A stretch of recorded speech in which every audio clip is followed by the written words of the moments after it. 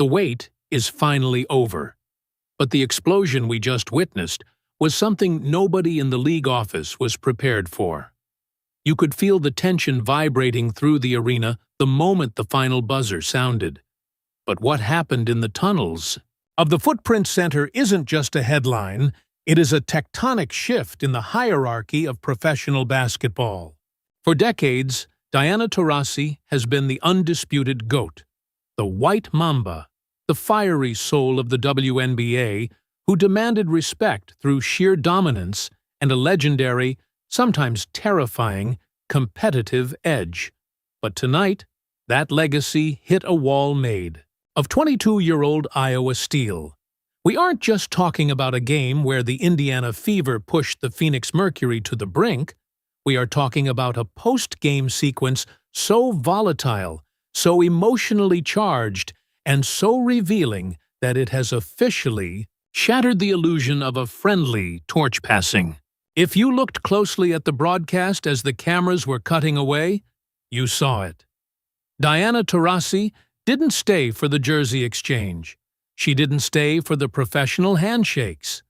She stormed off that court with a look of pure, unadulterated fury before Caitlin Clark even finished her first sentence to the sideline reporter. And when Clark finally opened her mouth and delivered a post-game interview that sent shockwaves through the league, the veteran versus rookie narrative didn't just escalate, it became an all-out civil war. Today, we are peeling back the skin on the most disrespectful night in WNBA history. We are going to analyze the exact moment the relationship between the GOAT and the Golden Child officially died.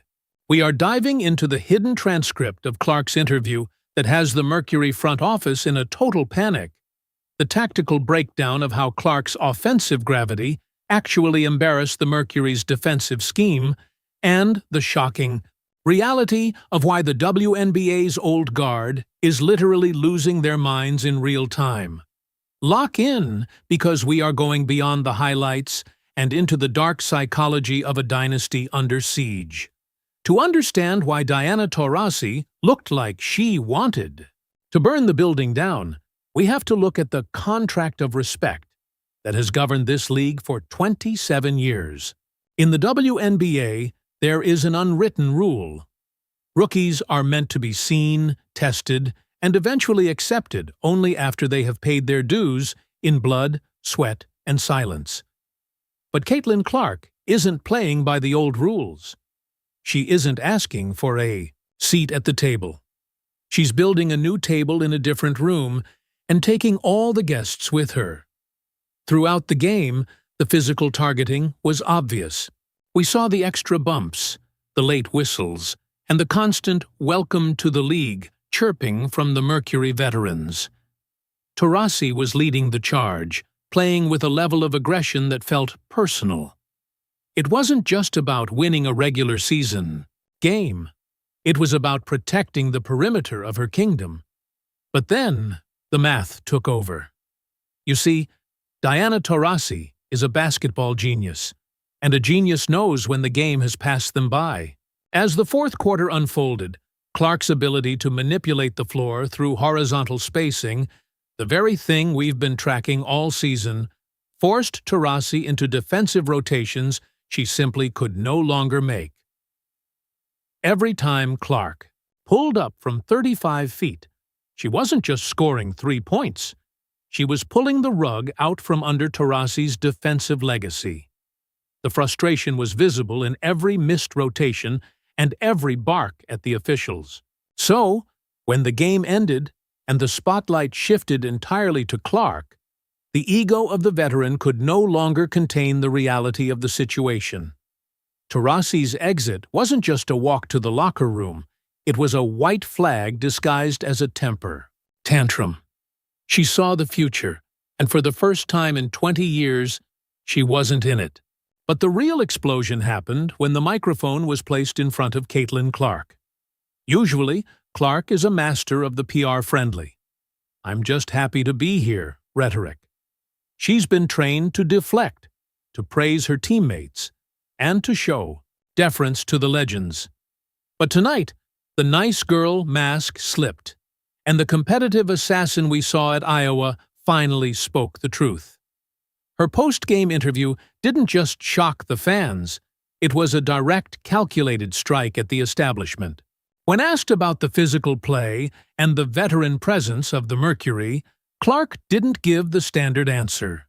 She looked directly into the camera and essentially stated that the era of paying dues was over. She spoke about the game's evolution in a way that framed the veterans not as mentors, but as obstacles that had stayed too long. The shock in the reporter's eyes was the same shock felt in the league offices in New York. This wasn't just a rookie talking. This was the new CEO of the league firing the board of directors. The psychological impact of a rookie claiming ownership of the league's future while the greatest player of all time is still in the building is unprecedented.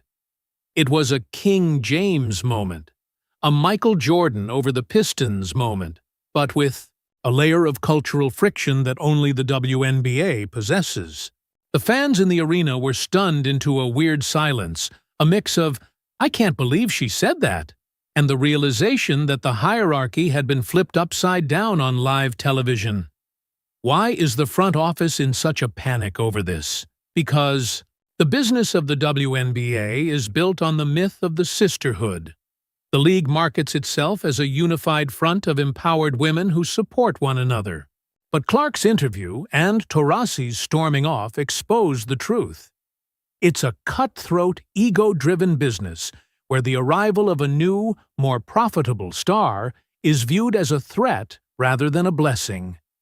The Indiana Fever are currently the economic engine of the entire league, and the old guard knows it.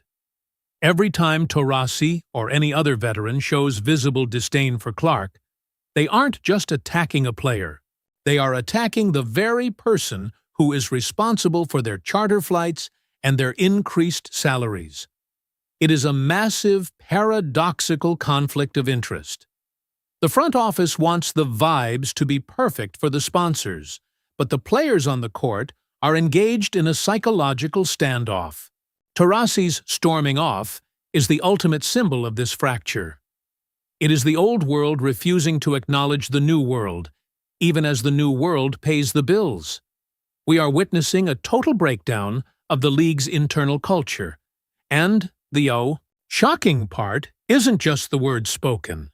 It's the fact that the league can no longer control the narrative. The Caitlin Clark effect has become a Caitlin Clark revolution, and as we saw tonight in Phoenix, the revolution will not be polite. It will not wait for permission, and it will definitely not be televised without a significant amount of blood in the water. This tactical and emotional crossroads leaves the Mercury and the rest of the WNBA veterans in a dangerous position. If they continue to alienate the fan base by showing open hostility toward the league's biggest draw, they risk a permanent disconnect with the millions of new viewers who have no loyalty to the old ways. Taurasi's storming off might feel like a display of competitive fire to her hardcore supporters, but to the average consumer, it looks like bitterness. It looks like an athlete who is refusing to accept that the game is moving faster than her feet can keep up with. And Clark's response? It wasn't just a statement, it was a declaration of independence. She signaled to every veteran in the league that she is no longer interested in their approval. She is here to win, she is here to dominate, and she is here to change the fundamental DNA of the WNBA. The shockwaves from this post-game interview will be felt for weeks, as the league scrambles to perform damage control. But you can't put the toothpaste back in the tube. The hierarchy has been destroyed. The GOAT has been challenged, and the rookie just told the world that she's the one holding the crown.